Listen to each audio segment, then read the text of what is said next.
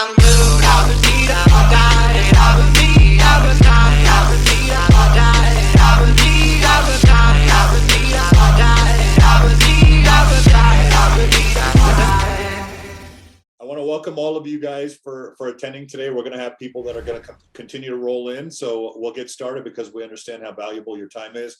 We thank you guys for your time and for your for putting the time aside to meet with us today. I want to introduce you guys to Andy Mulholland. He's with Simple Numbers, and he is going to be going over our all of our P&Ls and everything today. Colton Whitney, obviously, who's the team leader of the McClure Group. I am the senior growth partner. So again, thank you guys for your time, and take it away, Andy. Yeah, well, thanks for having me on. I think Colton was alluding to this a little bit earlier, where this is not a topic that usually catches a lot of eyeballs and ears. And sometimes I wonder why. I mean, I think back to my real estate days, and it never was for me either until I realized how important it was, and that and the meaning behind it, right? It's all about freedom. And that's why we get in this business, but we get wrapped into other things and we forget about the financial aspect to our ability to create freedom.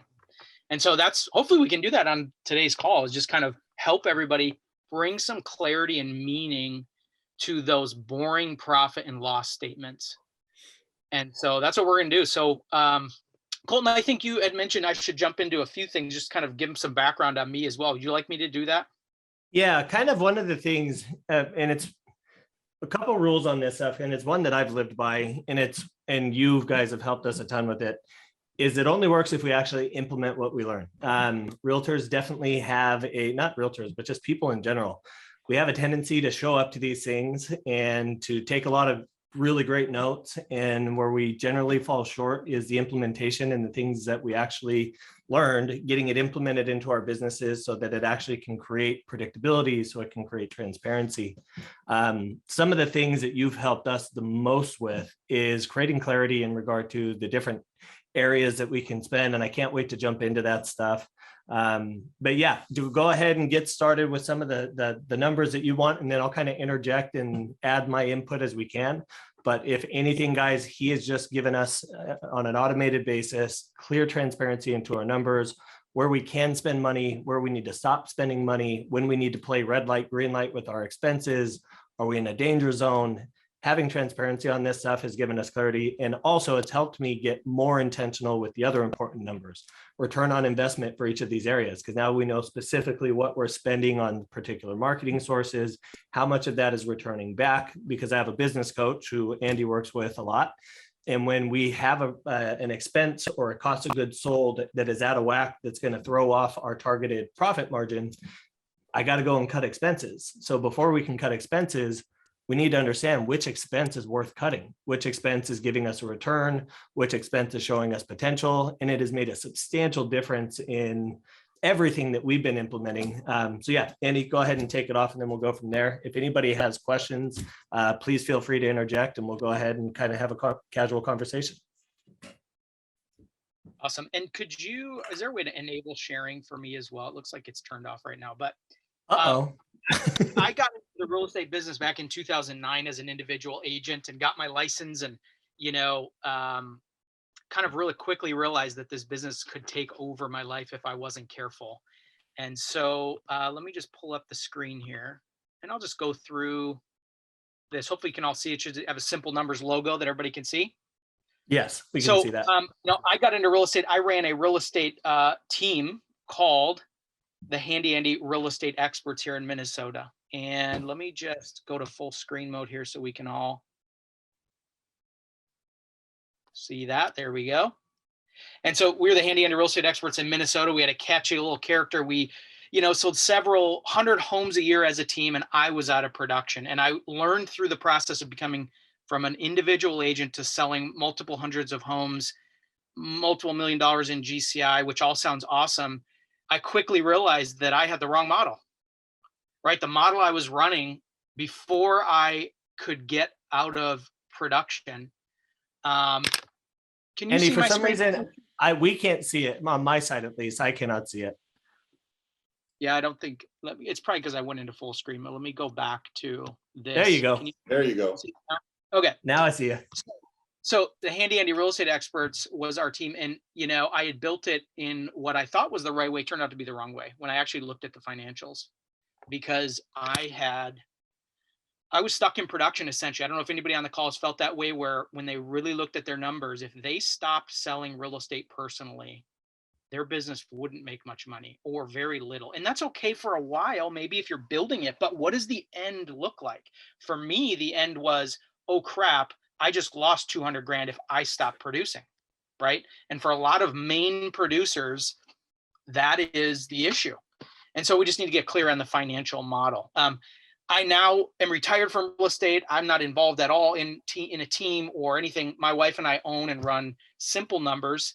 As we travel around the country with our 4 kids, where are we right now? Gulf Shores, Alabama, originally from Minnesota. So we like to go south in the winter, and we just hang out. And we just do a ton of fun stuff. We homeschool our 4 kids, and we run this business helping real estate team leaders get their financials figured out and do their bookkeeping for them. So we do that. Now, I needed help. I didn't have this economic model. And I remember when I first heard that term, I didn't even know what that meant. And I needed to figure it out because I was hurting. I wanted to get out of production. There was no way I could at the moment. So my goal for the call today is just to help you make some sense out of your P&L, and then give you a resource at the end. It's a tool that I created to help you put your annual financial plan in place. And Colton, I don't even think I've shown you this tool yet. So I'm excited for you to be able to take a look at it and tell me what you think. But I'll share it with everybody for free, and they can use it if it's helpful. I've got my pen out ready to learn from this too, so I'm excited. Yeah, so the first thing I think we have to remember before we jump into our P&L is why do we do our books, right? As business owners, why do we do them? It's typically not the first thing we think of. We think of marketing. I need to do marketing. I need to get admin. I need to get agents. We don't necessarily think of, oh yeah, I need to do my books, but eventually we will. Why? Because the IRS comes knocking and they say, hey, your taxes are due. You need to tell us what you had in profit. And so we say, uh-oh, I better get my books done. Or maybe we did the books throughout the year, and the end of the year, we file our taxes. We tend to look at our books through that lens only. And I want to challenge everybody to pull back a little bit. And while that's important, we do need to set up our books to make sure that the IRS is happy with what we're reporting. Yes, but that's not the only lens we need to look at them through. There's so much more value in a P&L if we can simplify it. The second lens we tend to look at our P&L through is the eyes of our accountant. And trust me, you have to have an accountant. They have to help you with tax strategy. You should deduct as many expenses as you can to decrease your tax liability. But again, if those are the only 2 lenses we're looking at our P&L through, there's very little value, right? I think most of us could go into our P&L, look at the net profit, and it's like depressing, but it's not the true picture. Maybe we run personal expenses through it. Maybe there's other things in there that our accountant tells us we should do to decrease our tax liability, but it's not a real report card of our business. And your P&L can be if we set it up correctly. So that's what I want to teach you to do today is let's forget about how the IRS looks at our P&L and how our accountant sets our P&L up or tells us to. Let's look at our P&L regardless of how our bookkeeper is currently setting it up.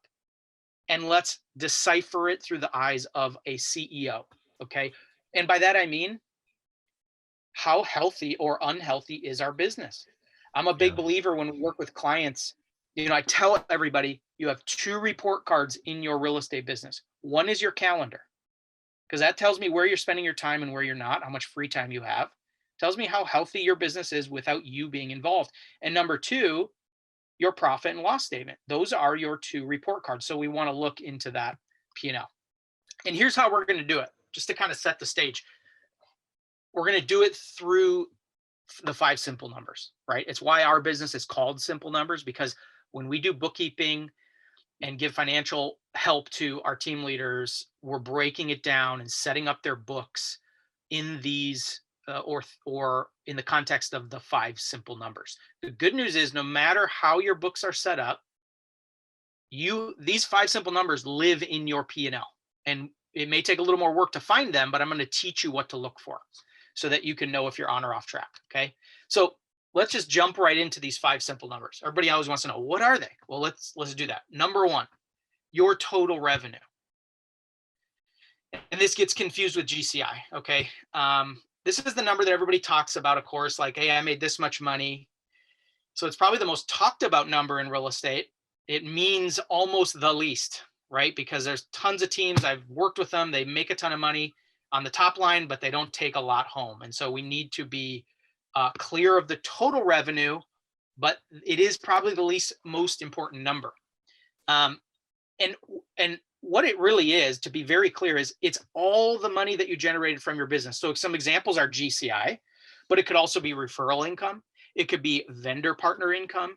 It could be other forms of income. Now, it typically does not include a more recently popular form of income, which is profit share, revenue share. That's a separate business. If you dilute your total revenue number with those dollars from your profit and revenue share and other, and even flipping businesses or rental income from personal rentals, if you include that all together, you're going to skew all of your numbers, and these aren't going to have as much meaning to you.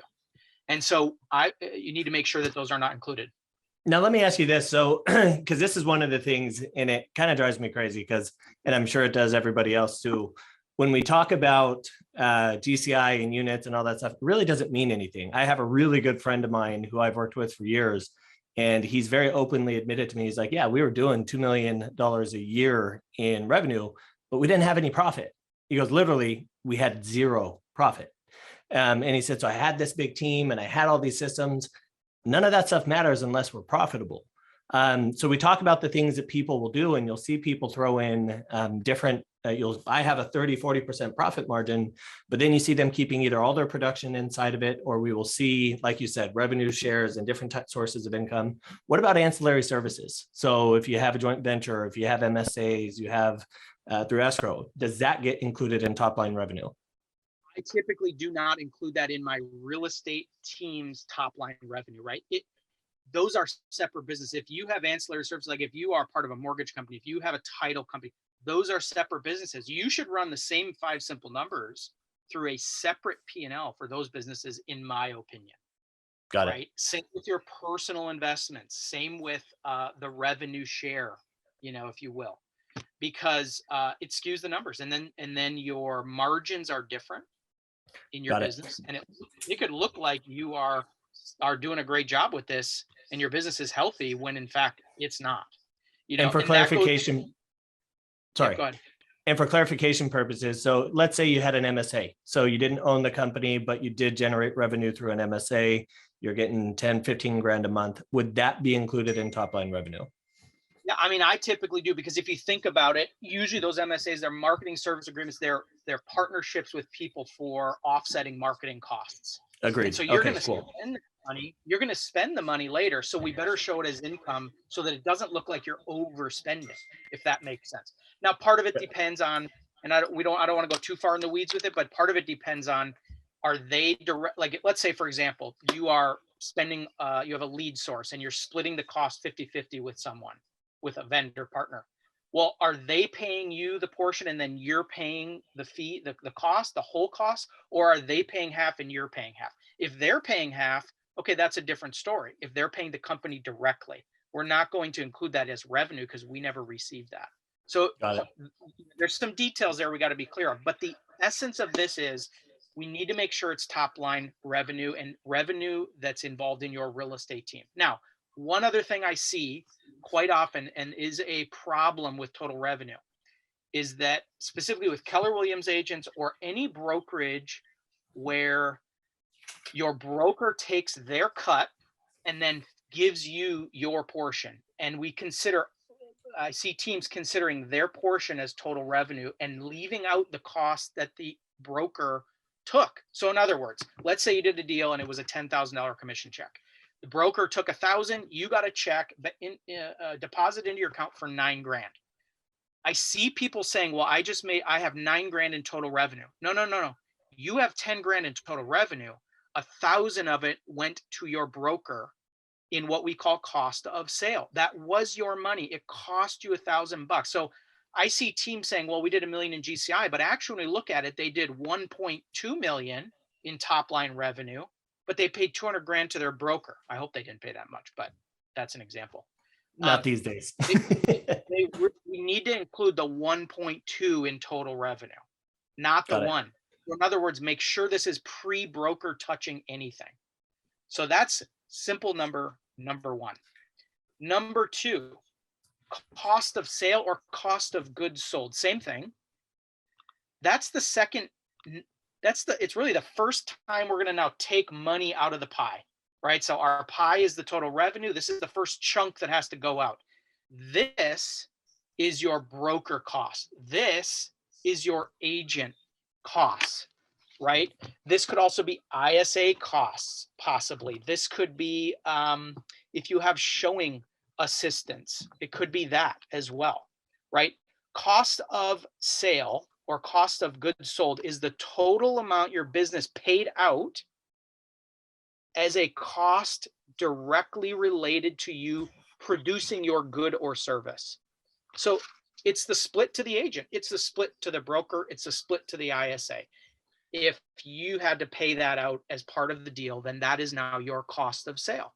So it's not your money, but it needs to be included in your profit and loss. So you can see how much is my team actually costing me and making sure you're hitting a certain margin, if that makes sense.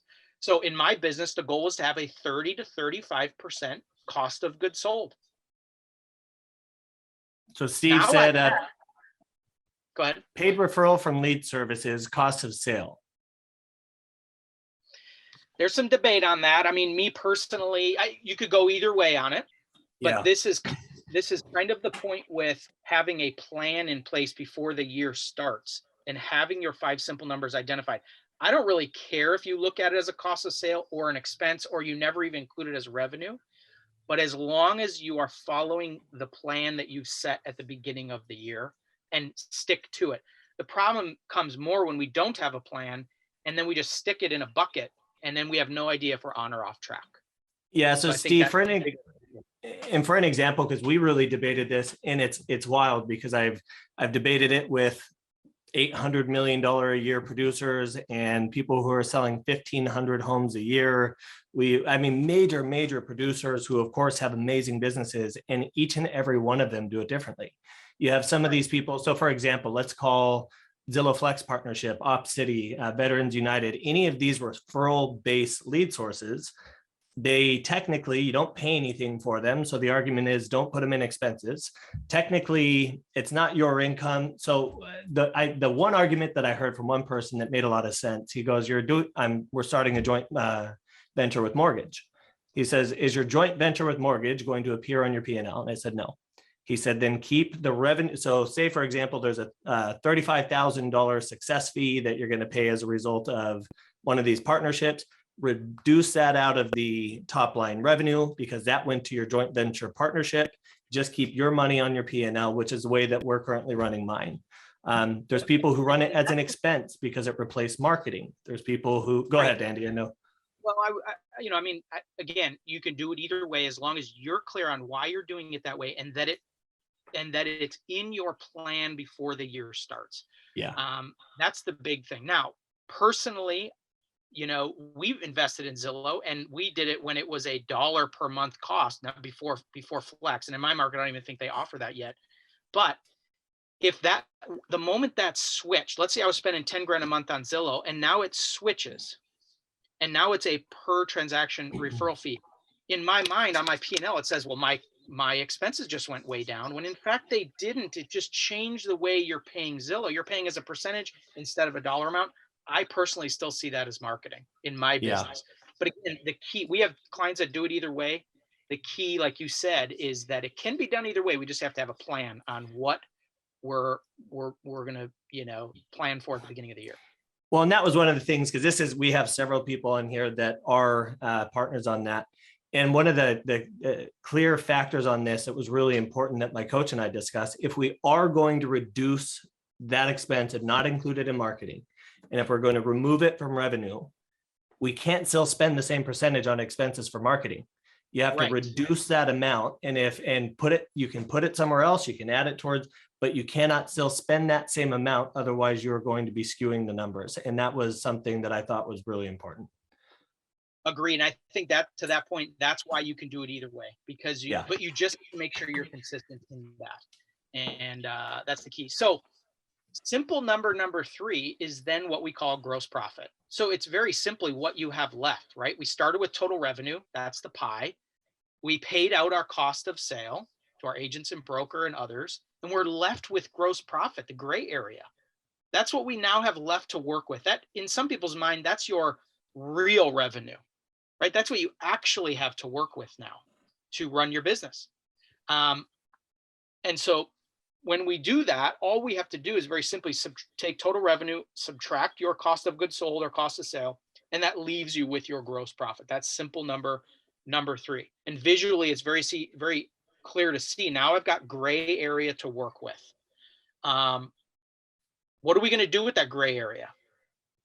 We have to go to our next simple number, which is number 4. It gets split up now between expenses and profit, right? That gray area, I got to spend money. And so that's simple number 4, our business operating expenses, right? And that's different than paying our agents. So there's some confusion sometimes around that. Agent pay, referral splits, all that stuff, broker cost, that's cost of sale. Now we have expenses. We typically suggest you break those expenses up into 3 categories. Could you do more? 100%. But even if you have 50 categories in your QuickBooks chart of accounts under expenses, all 50 should break down into one of these 3 categories. And so again, the whole goal here is to not overcomplicate our financials so that we avoid them, simplify them. So 3 categories of expenses. Number 1 is people, and that's non-owner expense, right? So non-owner salaries. If you pay yourself $100,000 in salary, I don't consider that a people cost. I'm talking about your staff people, base pay for people, anybody that is in your business that isn't an agent and that gets, that W-2 at the end of the year. That's a people expense. Second is marketing. Colton, were you going to ask something? I was going to ask. So a lot of people on the call, their idea is to eventually replace that role. Because a lot of us as team leads, we wear a lot of these. Like right now, I'm what do we call it? Development of agent, head of agent development, and blah, blah, blah, blah, blah, blah, blah. So we're wearing a lot of hats and we want to replace them.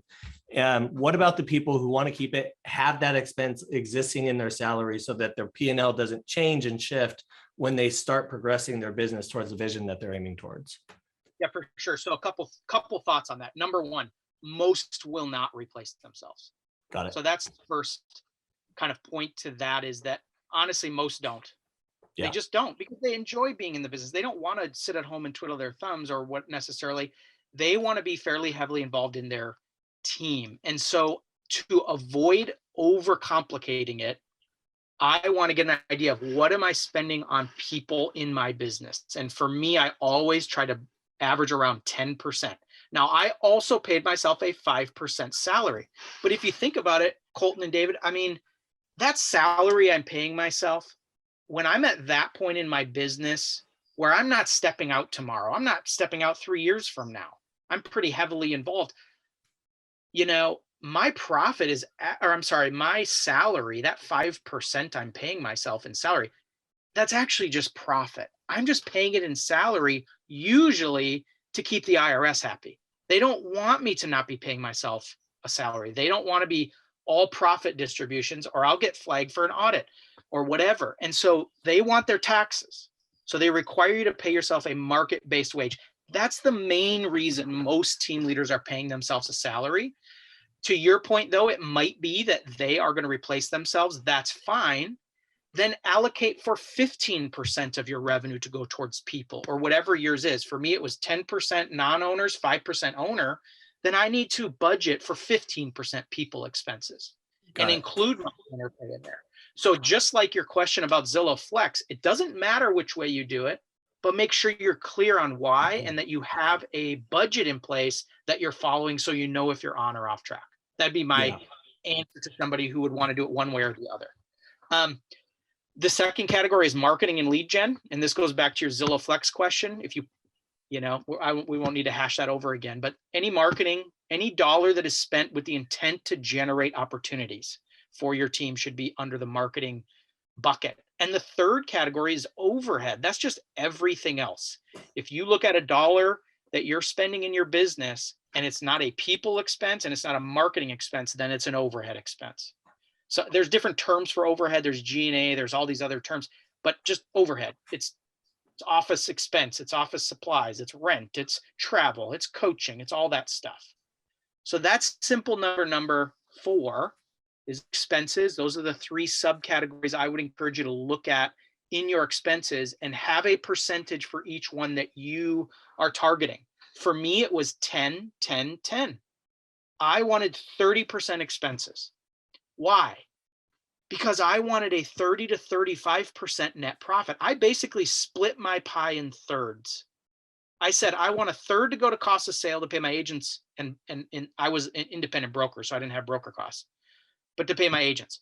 A third I'm going to spend to run my business on expenses. And you know what? I want to take a third home to 35%. Why? Well, if I don't have at least that much and I'm out of production, remember, this is not including any production I would do. This is me not selling real estate, only being a business owner. I want a machine that produces 35% net profit without me having to sell. Because if I don't have at least that much, I'm going to be tempted to keep selling real estate. It's too much. The money's too good to be in sales in real estate. So my business has to produce at least this. I see it all the time. The number one reason agents are stuck in production is because of the money. It's not because they don't have enough systems or people. Sometimes it is. It's usually because if they stepped out, there's not enough money to make it worth it. Yeah. I think one of the, I was the worst case of this. For me, I was losing 200 grand a year when I stepped out of production because I didn't have a model. So yeah. Go ahead, what were you saying? And we've seen the industry change so much too, because it's been, especially over the last 5 years, and it seems like getting out of production has become a sexy topic to where everybody wants to hop out of production. And I've had a lot of my friends kind of talk to us, and it's like, look, if you're a solo agent right now, hopping out of production is a long ways away. Right. And if you are going to get to the point where we are going to jump out of production, it's really important that we actually understand what that does to our profit and loss. I was forced out really quickly. And the first time I ran this scenario by Andy, I was like, oh my God, what am I doing? I shouldn't do this. But it gave us a ton of clarity. We made adjustments as needed. But at least I went every single year not having a clue what my year looked like. Like a lot of us will sum up. I did it once a year. And literally that was the dumbest, most irresponsible mistake I could make as a business owner, because I had no ability to pivot. I had no ability to adjust. I had no ability to pull from or add to things that were working. And I had no clarity on my numbers. So when we do this on a monthly basis, like what you kick back to me, I'm obsessed with this now. I'm obsessed with which card am I pulling out to pay? It just gives you so much clarity because you know what you're trying to achieve. You know what profit margin you're trying to hit. And by having the clarity on these numbers on a monthly basis, you have the ability to make the corrections before it's too late and we find ourselves in trouble. So it's been incredible since you've given us this education on it. Yeah, I think you hit the nail on the head with just that consistency in watching it and tracking it. And I always ask myself, well, why don't people do that more often? Why don't we naturally do that? Number one is because we're programmed as salespeople. It's why we built the teams we have, because we're good at selling real estate, but we've never, at least most of us, at least me, I was a limousine driver before I got into real estate. Oh, no kidding. I had zero business sense at all, and no training, no understanding of financials. And that's the biggest reason we don't look at them, because they mean nothing, almost nothing to us. And when we do look at them, at least in my case, they were just frustrating because they made no sense. And so to me, it's all about simplifying. Some people may say, well, Andy, that's a really simplified view of a business profit and loss. And I say, absolutely it is. And that's the whole point. Because we'll at least look at it and have a understanding of, are we on or off track every month? And if we're off, we know got to dig into it and figure out where we're off. So Well, and those that's one are of the the things.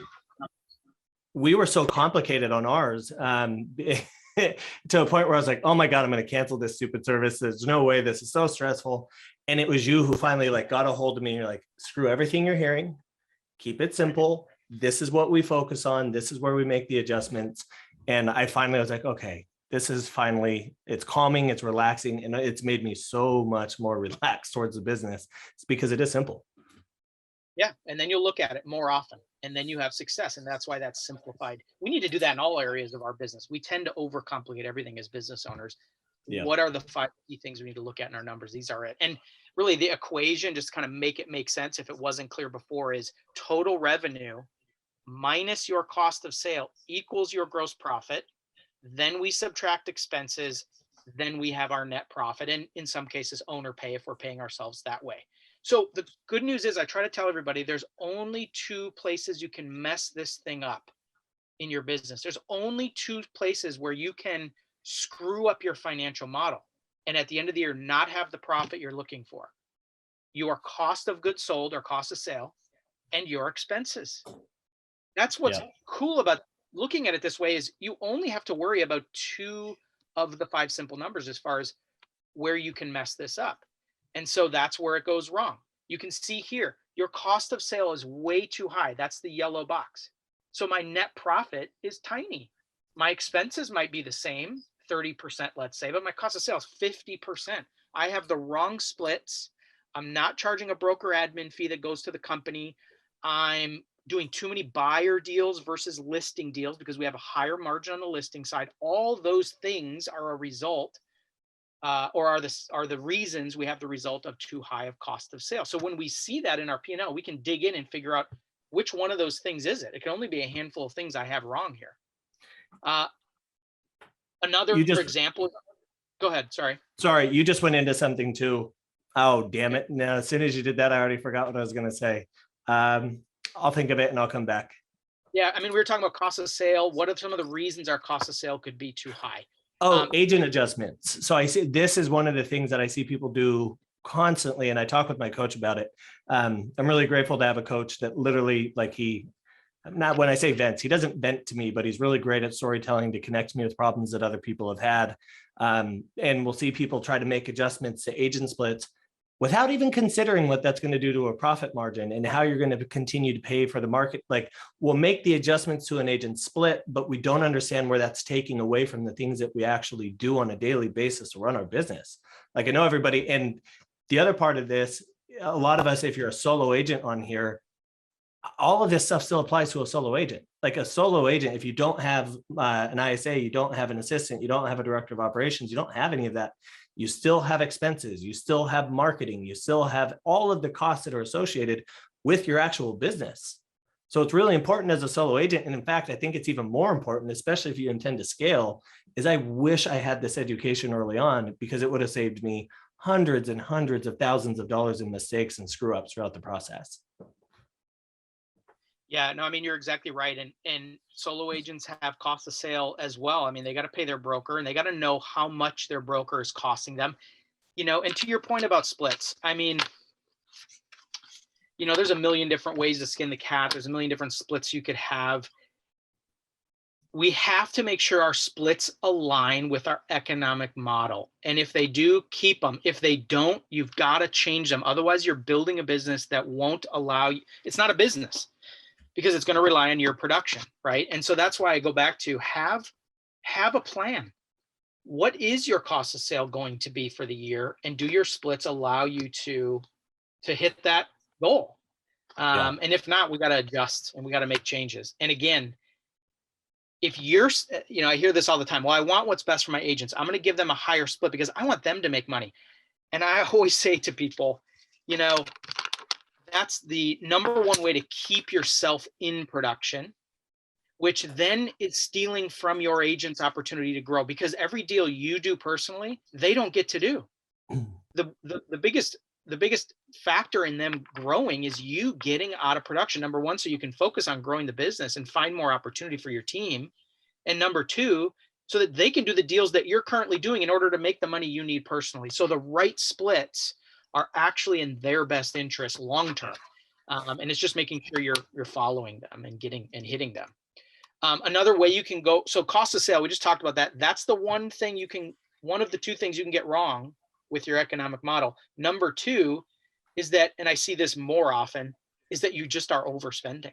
You can see here, if 50% of every dollar just goes out and paying the bills because we're chasing this marketing deal, or we're chasing that marketing thing, or we're investing in the next biggest thing, or we're spending money on ISAs way too early in our business, or whatever the case might be, we're overspending. And that we could have the right cost of sale, the right model when it comes to splits and broker costs, but our net profit isn't going to be there because we're just spending all of our profit, right? And so it's the same exact monster that will eat your business, just a little bit different. Or the worst case, and I see this once in a while too, is that you get them wrong. You get them both wrong. Yeah. You're overpaying and you're overspending, and there is just no money to be made in this business. You're better off being a solo agent for 10 years, saving every penny and retiring, because you're going to build a team that sucks the life out of you. So, what I like to tell everybody is this is a P&L right here, right? This is a profit and loss statement, and it's a one-page version, but the 5 simple numbers are all in here if we look closely. And if you can't find it in your P&L, chances are you have a bookkeeper who doesn't know what they're doing, has no real estate or business experience, and is not setting up your chart of accounts accurately or correctly. Or you've got an accountant that just likes to overcomplicate everything and see only through their accountant lens. We need to set up our P&Ls this way, where at the top we have all income, then we show cost of goods sold, simple number 2, then it shows our gross margin, number 3. Then in yellow, we see all of our expenses. They should really be in 3 categories. And at the bottom should show our net income. And then if you can do that, the only thing you might have to do is pull out any ownership pay salary that you're paying yourself in expenses, if you have a salary, and add that to your profit to really show the health of your business. If your business made $500,000 in net income and you paid yourself $200,000 in salary, your business really generated 700 grand in cash for you, the owner. And that's the number I'm interested in, to see what the percentage is of total revenue, to see if your business is healthy or not, Yeah. So that may be the one thing you have to do, but it really is all in your P&L if we look for those 5 numbers and keep it that simple. So when we are, and not only agents, but as people, we are pre-wired to seek out short-term satisfaction. And that short-term satisfaction, Atomic Habits, if anybody's ever read it, it's such an important piece, and you can apply it to literally everything. And it's like everybody goes for that short-term satisfaction. We forego the disciplines that give us the long-term gratification. And it's that short-term satisfaction that always destroys us. Like when you drink that alcohol, you don't see the results until a long ways away. There's so many things that when we do it today, we get the immediate satisfaction, but the harm comes to us later on. And as I read that book, and as I was going, it's when we first started doing this stuff, I realized, like, I'm going to have to start dealing with the difficult consequence, the difficult feeling of being uncomfortable now, in order to get our business where we want it to be in the future. And when we look at these, it's so easy to get a look and you run your numbers and you go, oh my God, what is this? And we'll try to overcorrect, and we try to make too drastic of changes too quickly in our business. And if anybody's ever done it in a car, or if anybody go overcorrect in a car and see what happens. When we go and you see people hop on these diets for New Year's resolutions, all of a sudden they go from 4,000 calories of intake down to 1,500. You're going to die. You're going to hate it. Or we try to go do 0 hours of exercise and try to do 2 or 3. Start really slow. Take the baby steps. Find out where we're overpaying. Start slowly taking away and moving it to different areas where we can start balancing out our profit and loss to a point where we don't destroy the business in the process. And we start to really, really see the positive results that come from it by making those slow adjustments. And that was one of the best things that I was taught, is take 1% at a time if you have to. Like, slowly start figuring out where you can take away and where you can pull from. Where we see agents and a lot of friends right now, and I talk about it with my coach all the time, these portal-based, referral-based lead sources are incredible. They're awesome. We love them because they're great. go calculate your return on investment. Well, how do I calculate a return on investment for something that I don't pay for? You pay for it, but it's in the success fee. So when we're looking at the referral fees that we're paying, we do calculate that as the amount invested. Then of course we have to pay our agents, but in the money that you're going to be returned, what is your actual ROI on that lead source? What is the actual return? And then we see people getting rid of the highest returning lead sources because now they're like, well, I don't have to pay. Why am I going to continue generating PPC? I can just focus on the lead sources, and I can focus on Flex and Veterans United and Obsidian and Ojo and da da da da da. And when you go calculate it, which we did, the PPC for us, yeah, it's a longer form of return, takes a lot more time to convert. But even when I gave pay-per-click leads the full burden of the ISA expense, the return on investment for us was like 187%, and Zillow Flex is 87%. Why am I going to eliminate PPC? And that, like, the long-term harm that has to our business and to our agents is absolutely substantial. But yet we make those quick term because they're like, great, I can free up $5,000, $10,000 a month, some of these teams even more, and just focus on not spending it, but you're still spending the money. It's Right. so important that we have a clarity on these numbers. And I didn't for the longest time. And it's one of the topics I was actually surprised by the interest that we had in it. And it's good to see, because we can see people having huge GCI and huge units and huge everything. But then when we actually look at the return, it's not even worth it. Yeah, no, I agree. And it's really just that shift from real estate agent to business owner. And it's a tough kind of mental shift to make, both from where we spend our time and what we focus on, and really right down to the financials. So It's humbling. yeah, it sure is. It can be, for sure. And then whenever I remember the shift for me, it was all of a sudden, whenever I go to a conference or learn something from some top producer, the first thought I had was, well, before I implement what they're talking about, I better make sure that they're running an economic model I'd want to have. Right. Yeah. And so it's that shift from cool new thing to, I've got a business plan. Does that fit within the plan or not? And there's a filter you can run it through. And that's the plan I think everybody has to have in place. Everything becomes easier. I used to stress about, like, oh, should I spend the money on this thing? Should I not? Should I add this lead source? And once I put a budget together with these 5 numbers, I could look at my marketing allocation and say, I got X number of dollars a month to spend. I can't spend anymore. The answer is no. And it was a simple, easy decision to make. So, it can really help. And so I have a tool that I'll share with everybody. It's called the 5-minute budget. And if you go to literally just what you see on the screen, the number 5, MIN, budget.com, there's a free download and a video. It's like a 22-minute video that I shot walking you through this tool that you should do at the beginning of every year. Once you get it down, it literally takes 5 minutes once a year to put together, and you will have a plan around your 5 numbers. In fact, I could probably even, let me just show you a quick example of it. It's right here. It's a spreadsheet, but it's a simple spreadsheet where all you have to do is enter the areas in yellow, which in the video I step you through the 5 or 6 steps you got to take to fill this out. And it's going to tell you exactly what your year should look like, what the 4 quarters of the year should look like, and right down to every single month. What should simple number 1 be? What's your goal for revenue?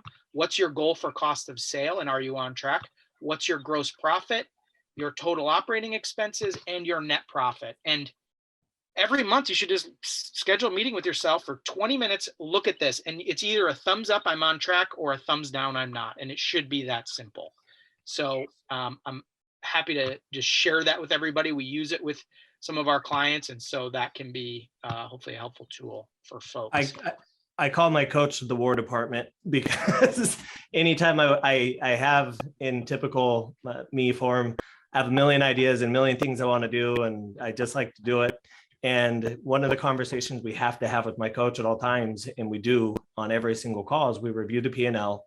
And there is a balance that we've had to learn to take, because one of our bottlenecks that we had this year was we were growing so quickly, which means, and we bottlenecked, and then we immediately had to add additional, like there was infrastructure that we had to put in place for the following year.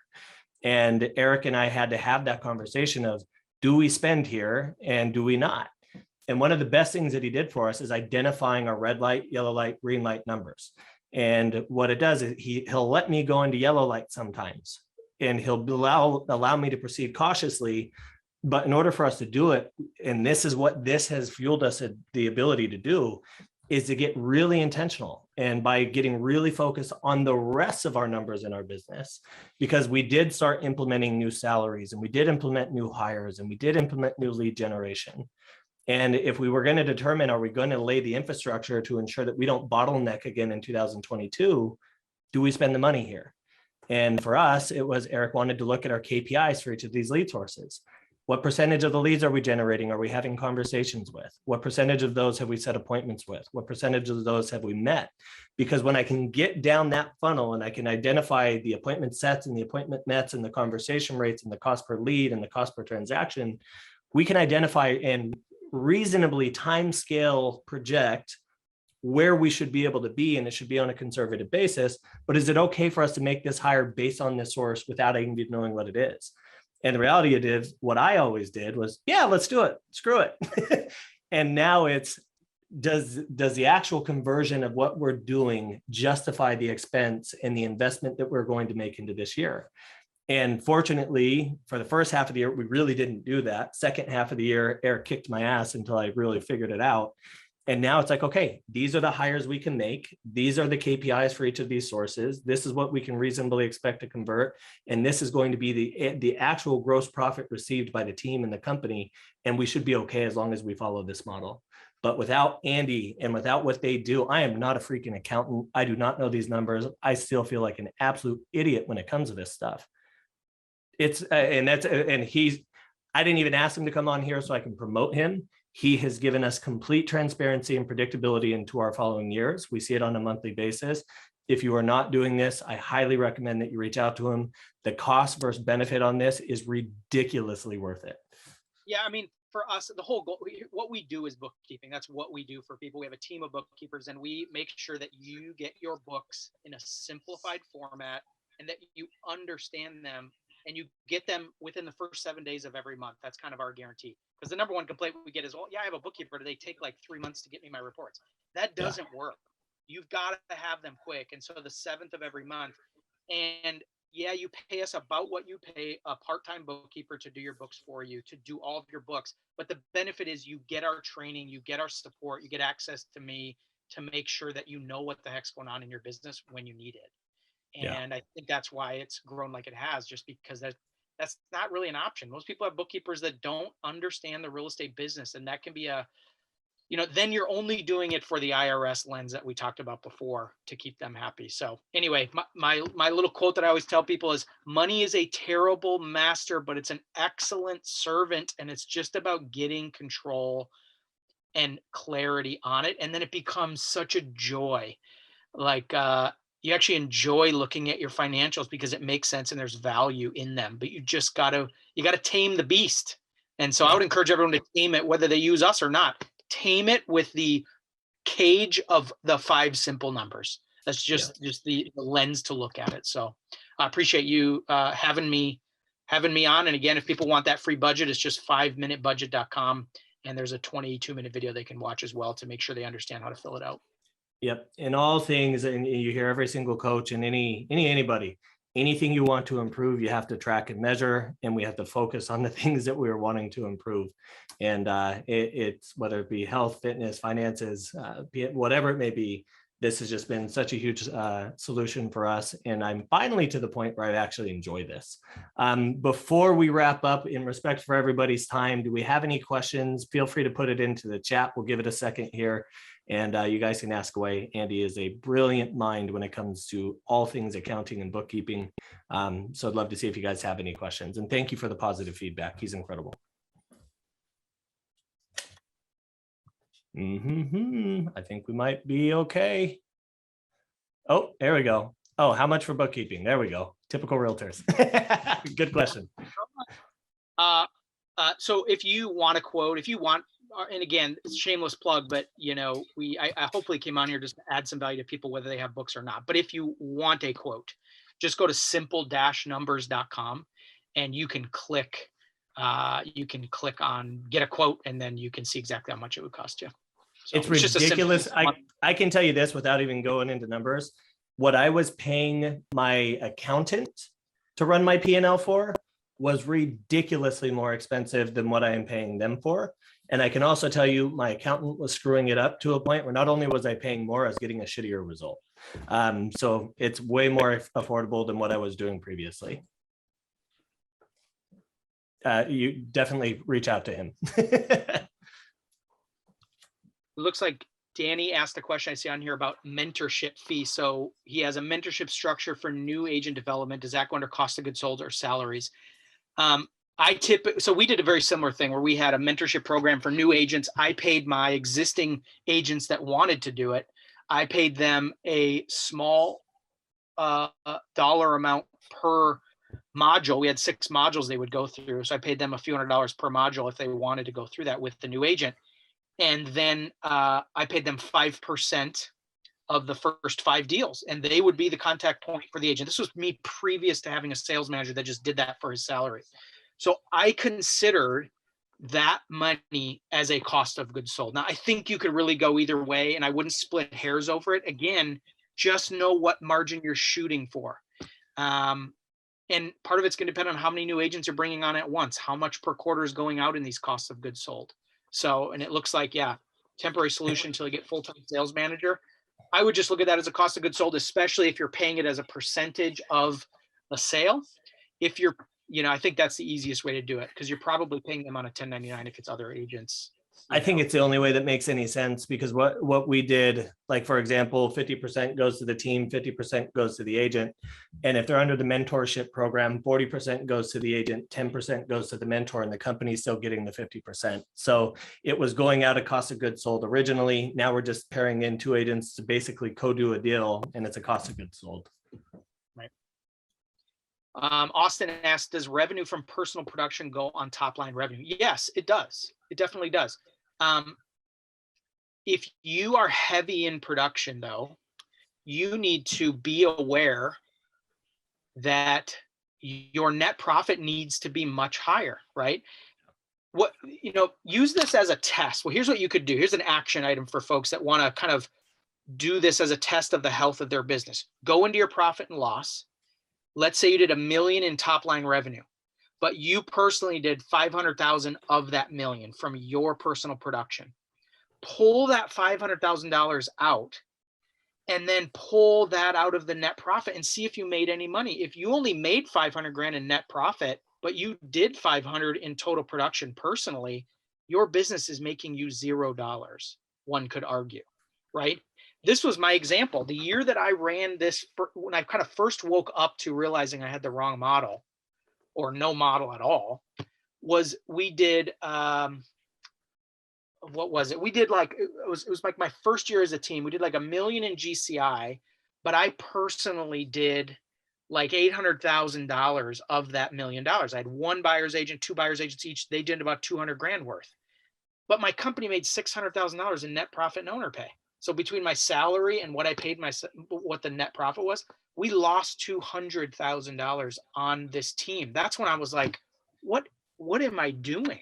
Yeah, I was on stage. I was number 1 in my market, and it's a small market, so it's nothing to be too terribly proud of. But we were doing a good job on paper, and people were like, wow, great job, Andy. High five. You're killing it. And in my mind, I'm thinking they have no idea that this is a money sucking business that I own, and you don't want what I have.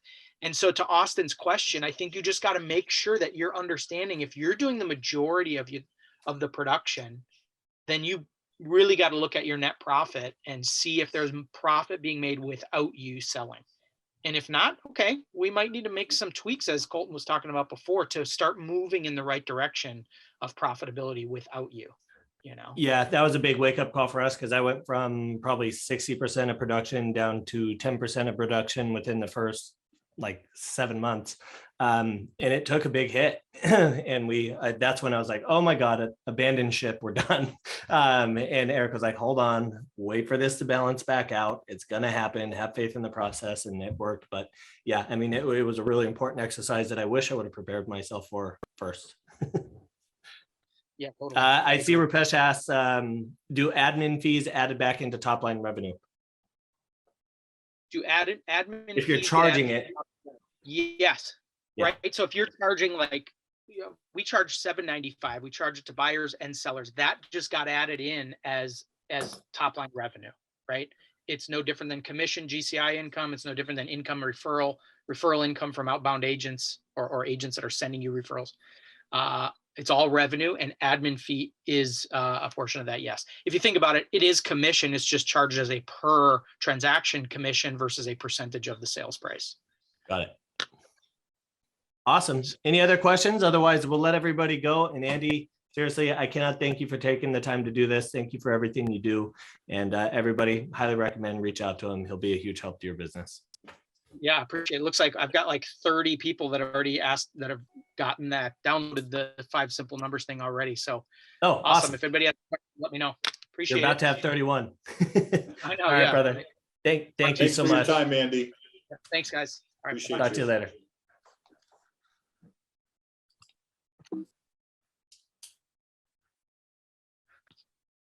Oh, Andy, you know what? Can you make me host again?